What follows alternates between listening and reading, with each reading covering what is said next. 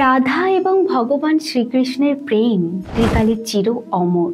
তাদের এই প্রেম এমন এক আধ্যাত্মিক প্রেমের উদাহরণ যেটা ভৌতিক সুখের থেকে অনেক উপরে। অনেকেই বলেন তারা কখনো এক হতে পারেন, আবার অনেকে বলেন তারা এক আত্মা ছিলেন, তাই তারা কখনো আলাদা ছিলেনই না। ভৌতিক দৃষ্টি তাদের এই একাত্ম স্বরূপের দর্শনের ঊর্ধ্বে। ভগবান শ্রীকৃষ্ণের অবিচ্ছেদ্য অংশ ছিল তার প্রিয় বাঁশি। রাধা কৃষ্ণের ছবির সাথে বাঁশি নেই এমন ছবি খুঁজলেও পাওয়া বিরল। আপনি কি জানেন তিনি কেন তার সেই প্রাণের চেয়েও প্রিয় বাঁশি ত্যাগ করেছিলেন? কেন তিনি তার বাঁশিটি নিজের হাতে ভেঙে যমুনার জলে ভাসিয়ে দিয়েছিলেন? বৃন্দাবনের আকাশ বাতাস প্রকৃতি সব ছিল রাধা কৃষ্ণের প্রেমে রঙিন। কৃষ্ণের বাঁশির সুরে আকুল হয়ে উঠত পুরো বৃন্দাবন। তবে এই মধুর সুর বাজত শুধুই শ্রী রাধার জন্য। তার প্রতিটি সুর ছিল রাধাকে কাছে টানার আহ্বান। শ্রীকৃষ্ণের বাঁশি শুধু একটি বাদ্যযন্ত্রই ছিল না, এটি ছিল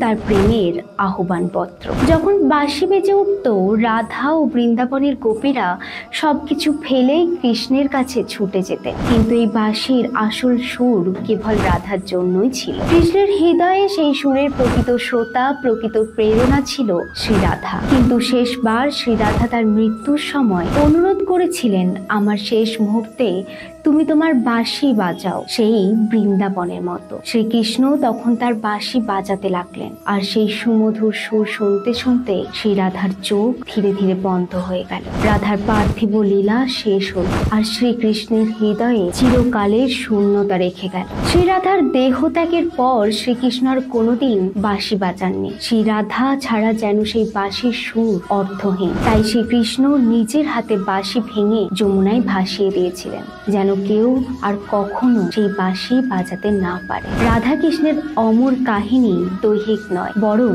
ঐশ্বরিক ও ভৌতিক ভাবনার অতীত। শ্রী রাধা ও কৃষ্ণের আরো কাহিনী শুনতে আমাদের চ্যানেলটি সাবস্ক্রাইব করুন।